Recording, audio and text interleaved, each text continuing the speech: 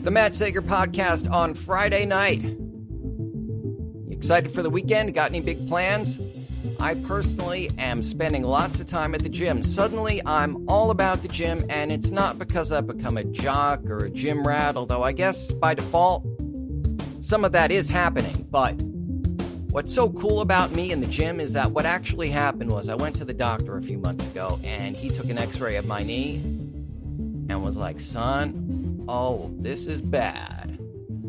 The tear starts here, and it progresses along to there. And by the time you're done, look, I don't even want to pretend to give you the illusion that it's repairable. What I could do is slice a big hunk of vein and bone, and that way you won't feel it so much as your leg continues to collapse. Realistically, that's the best news I can give you, but good news. Your insurance covers a lot of this, so it'll only set you back maybe $12,000 for me to give you a nice little limp there. And this isn't an insult, I'm just being honest. The surgeon gave me a realistic review of my condition at the time and what his imaging, along with science and his experience, told him I should expect. I don't hold it against him. So I said, look, is there anything else that might be worth a shot? And he said, well, you could always try going to a gym, see what happens. So seriously, major props to... Boy, do I wish I was getting paid for the testimonials I give out on this podcast willy-nilly. I've got to set a more rigorous standard. But seriously, credit where credit is due. Equinox, Greenwich Avenue, here in the village where I live, they whipped me into shape. And not only is the leg pain gone and the surgery's canceled, but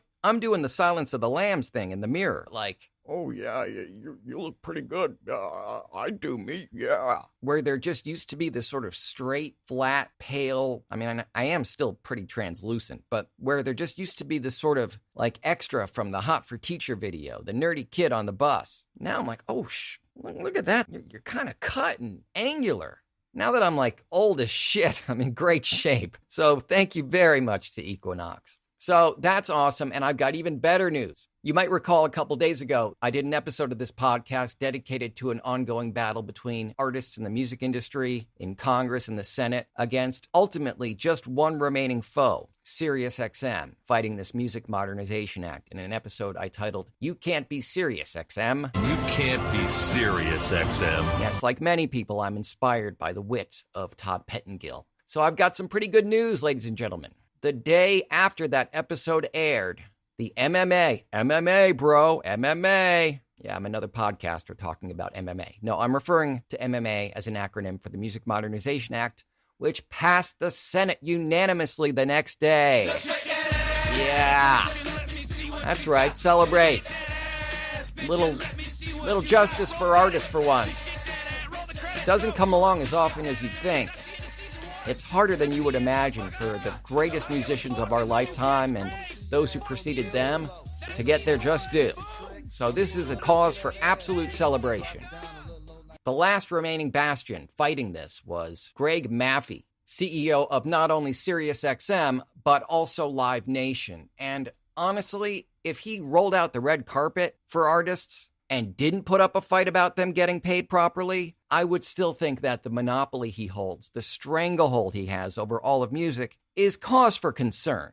But using that might to make it hard for the artists, not only does he play them constantly on SiriusXM, he's got channels named after them that only play their music, so they'd had it up to here. So over 150 of these artists, musical legends from all genres, wrote him a letter on Monday, along with other executives at SiriusXM, that was published in Variety, saying, look, that Beatles channel you love so much? I'm Sir Paul McCartney, and I'm about this close to boycotting you, and then we'll see how it goes. And in true bully fashion, the first thing they did was respond to what they referred to as a stinging attack from artists. The art of being a bully is interesting. It's not as simple as it's often depicted in the media. It's not just punching people and going, ha ha ha, you're a wimp, I took your glasses. It's more complicated than that when you're a real bully. You might now, having survived the last 24 months, have really familiarized yourself with how a bully works. But basically, it's like this. You spend 80 to 95% of your time punching down. So if you're a Greg Maffei, you get as much as you can from the best artists on the planet. And then your goal is to pay nothing.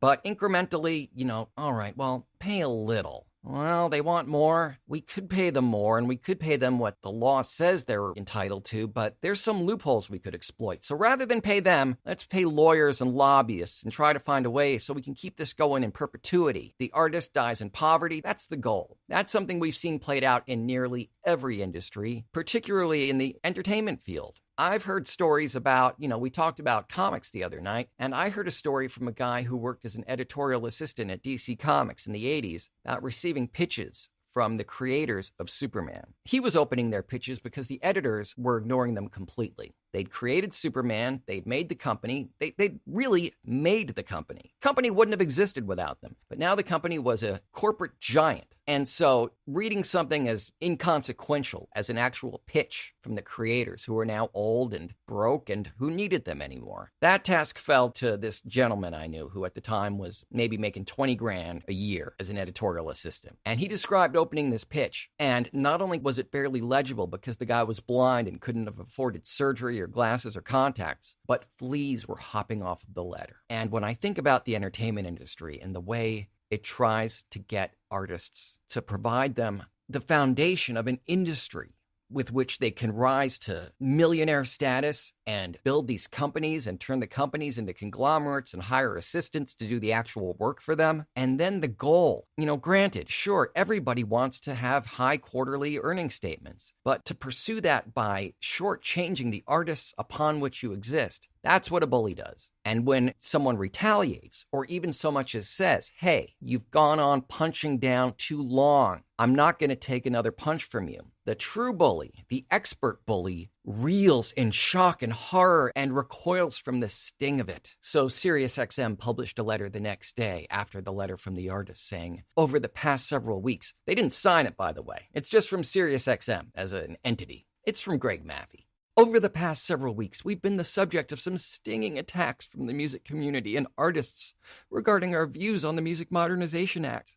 And contrary to the accusations, SiriusXM has only proposed 3 simple amendments to the MMA. It's worth pointing out, amidst this astronomical level of bullshit, that those 3 simple amendments are what the MMA is. It's the Classics Act, it's the new standard of fair use, and it's legislation that says for streaming services that cover more than one single territory, that don't just get a few hundred listeners in their small town, but that cover the scope of the world and have channels dedicated to these artists, that yes, you do have to pay them more than 9 cents. That is the Music Modernization Act. So you recoil in horror, but it's dishonest in nature. But you've got to really muddy the waters to make it seem as though there's some way in which you're the victim. It reminds me of when I was a kid. I went to summer camp one year, the very last year I attended summer camp. There was this bully, and all that gym stuff aside, I'm such a pacifist. I actually have horror over seeing and certainly in participating in stuff like fistfights. It looks cool in movies and TV. I love superhero movies, but if you've ever actually seen somebody get punched,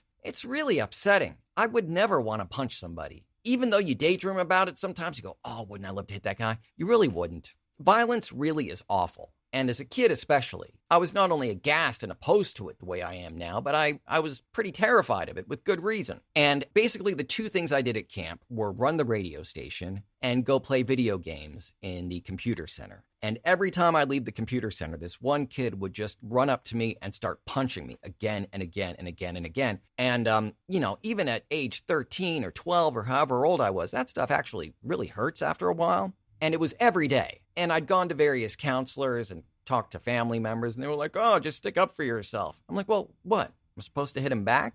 They're like, yeah. I'm like, well, I don't think that's a good idea. And they were like, well, just figure out some way to defend yourself. Be a man. So one day he came running at me, took one punch, hit me really hard, and I was like, all right, that's enough. We're done. And I just pinned him against the wall. No violence at all. No pain. He just couldn't move to punch me. And I said, listen, tell me you're not going to hit me so I can let you go. And he was like, no, I'm going to kill you. I'm going to kill you. I'm going to kill you. So I'm like, fine, I'm going to hold you in this position. I found a way. It's like restraining a cat. It turns out to not be that difficult with a spastic 12-year-old lunatic ADHD having bully. And a counselor saw me and he said, what are you doing? I said, this is the guy we talk about. Remember you said I should be hitting him? I found something better. I'm just holding him. He's not punching me. And the counselor came up, grabbed me, took me into his cabin. This guy was in his 30s, a big, I talked about the gym getting me into shape. This guy was an athlete. I was a little boy. And this is getting a little bit dark for a moment, but he beat the living shit out of me.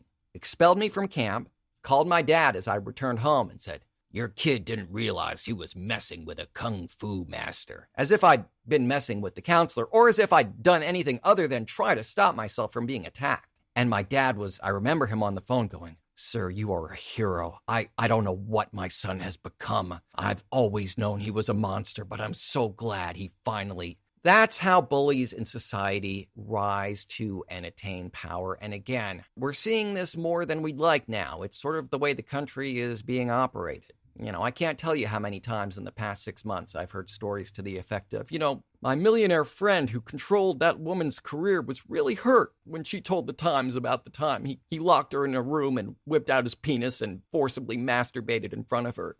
He's got a family to go home to, and that really hurt his feelings. That's bullying. When punching down is the status quo and punching up is something that is a stinging rebuke. So at the last minute on Tuesday, despite that stinging attack and the pain it undoubtedly caused Greg Maffei, it passed the Senate with flying colors. Despite there was one lone holdout who was standing by Greg Maffei, and I'll bet you'll never guess who it is. Okay, I've described a bully. I've described someone who reels in horror when you say, "Stop punching me, sir." Someone who goes, "You hurt my feelings." Guess which senator I'm talking about stood by Greg Maffei? If you guessed Lindsey Graham, you would get the prize. He had to take a sip of a mint julep and calm himself down because Greg Maffei was being really attacked, really hurt with the letter saying, "Please stand by us and please be a voice for artists and be a champion for us and join us." Lindsey Graham and Greg Maffei had to get together and get over the vapors and really calm themselves down. And once that was settled, they realized they had no choice but to accept the reality that every other music streaming service, electronic sales channel, senator, congressman, musician, artist representative, that everyone had accepted other than these two dummies, demanding a little bit of money be paid for these businesses that exist on their work. And so on Tuesday at the quote-unquote 11th hour, the Music Modernization Act officially passed. Yeah, that's right. And, I'm sure the letter helped. Hearing from Paul McCartney and Don Henley and Stevie Nicks and the Eurythmics.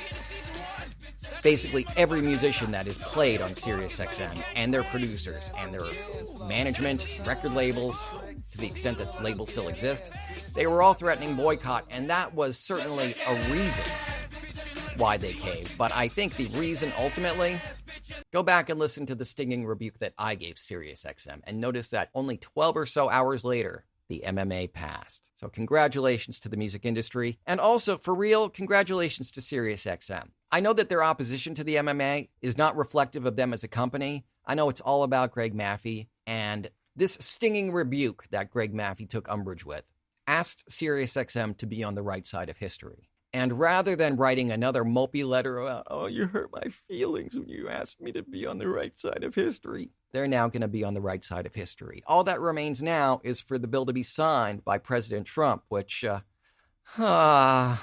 is probably going to be fine, right? He's not known for being erratic.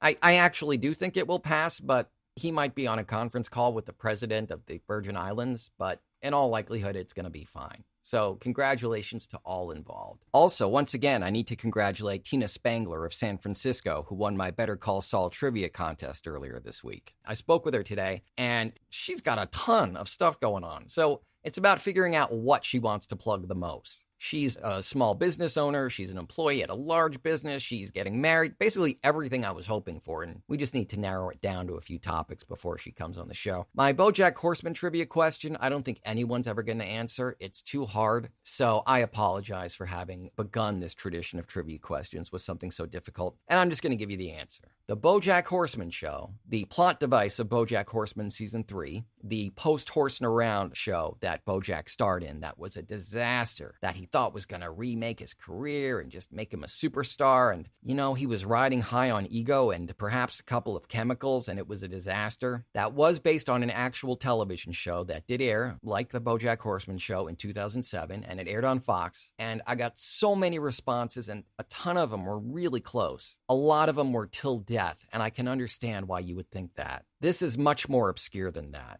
It's super obscure. The articles leading up to it were all about, this show's going to be amazing. Oh my God, just wait. And then you never heard from it again. And it was actually, unlike the BoJack Horseman show, a pretty good show, to be totally honest with you. It just was the wrong show for the time. No one was interested in this story then. I believe if it aired now, it would have an audience. But the show was called The Winner. It starred Rob Corddry, who was riding high, fresh off a run as a correspondent on The Daily Show. And as I said, there were fears. There were even articles at the time. And if I recall correctly, Corddry did an interview with National Public Radio at the time saying, yep, my career's over. And obviously that turned out to not be true. But The Winner was not a winner. That said, it did have a great cast and crew.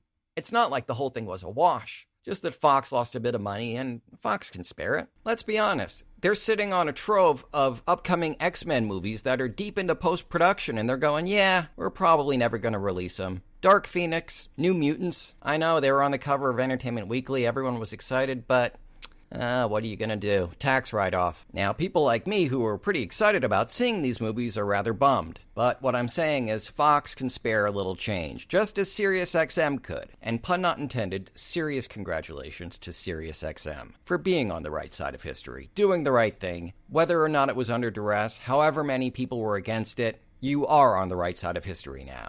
My mockery is almost entirely in jest and in good nature. You know, my own history with the company is mixed, but I've got some people I really, really love who work there. I have no hostility toward them as an entity at all. I objected to their objecting to the MMA. Now we're all on the same team. And look, if Trump and Ted Cruz can be friends, Trump's campaigning for Cruz, and last year he was saying that Cruz's dad shot JFK. So if they can kiss and make up, certainly SiriusXM and I can kiss and make up. So I hope you have an awesome weekend. As always, it's been awesome catching up with you. I look forward to another set of shows next week. Hope you're subscribed to the Matt Sager podcast and that you're leaving reviews, preferably 5 stars. But look, a friend of mine took off a star because I wasn't yet using a virtual cart machine, and I took it to heart. Now I'm all about the virtual cart machine. So if you've got constructive criticism, I'll take it. My friend said you needed a little bit more of a sonic tapestry, and look what I went and did. He's the only K-Rock DJ with a college degree. Matt Sager on Q104. Oh, it was Q104.3. That's right. I was on K-Rock and Q104.3. And awesome news. I've got a ton of new podcast directories, providers, hosts, and what have you who are carrying the Matt Sager podcast. And if your favorite podcast app or service, directory, hub, what have you, isn't carrying the Matt Sager podcast, contact them, go after them, and let them know you want the MSP. That's the cool new acronym I'm going to use. And yes, I'm going to design public image limited style t-shirts. If you're a designer, contact me. I'll give out all my contact information at the end of tonight's show. But yes, among the new directories, hosts, and apps that are carrying the Matt Sager podcast are Blueberry, however you pronounce it. It's a very large podcast directory, and you can find me there, as well as Podbean, and the coolest for me, iHeartRadio. That means a whole lot to me because, well, you just heard Patty Rothberg singing about it. I worked for iHeartRadio, and boy, talk about people who I love. It's so great for me to say that I'm now on the same app where you can hear some of my favorite people on this planet. Ken and Jane Dashow, who, if I'm not mistaken, I believe I set them up with each other. It may have been a group effort, but I certainly worked very hard on making that happen. I'm not saying they weren't meant for each other. They were, but I take great pride in helping facilitate this wonderful marriage. Maria Melito, just the nicest person. Mark Coppola, who there have been times when I've looked at the world around me, and in particular sometimes at the entertainment industry, and gone, ugh, is there any such thing as decency in this world? And I think of Mark Coppola, and he is just the epitome of decency. Such an awesome guy. So all those people and more, and like a billion other radio stations, I don't know where you're listening to me from. I used to be a New York disc jockey, but now this is global. And likewise, iHeartRadio is a global platform. So the same app you use to hear your favorite radio station, you can now use to hear the Matt Sager podcast. Similarly, if you're using TuneIn to get radio, you can get the Matt Sager podcast on that app too. I'm just all over the place. And I'm also on social media. You can email me, matt@mattsager.com. Call 646-535-4788. And those social media handles, let's see. Twitter's @MattSager, Instagram's Real Matt Sager, Facebook is The Matt Sager. Got a voiceover page there, Matt Sager VO, and this podcast page is Matt Sager Podcast. And for more social media links, I do have a lot of them. You can find those along with articles, blog posts, my contact information, voiceover reels, back archives of this podcast, and a whole lot more. That's all at mattsagervoiceover.com.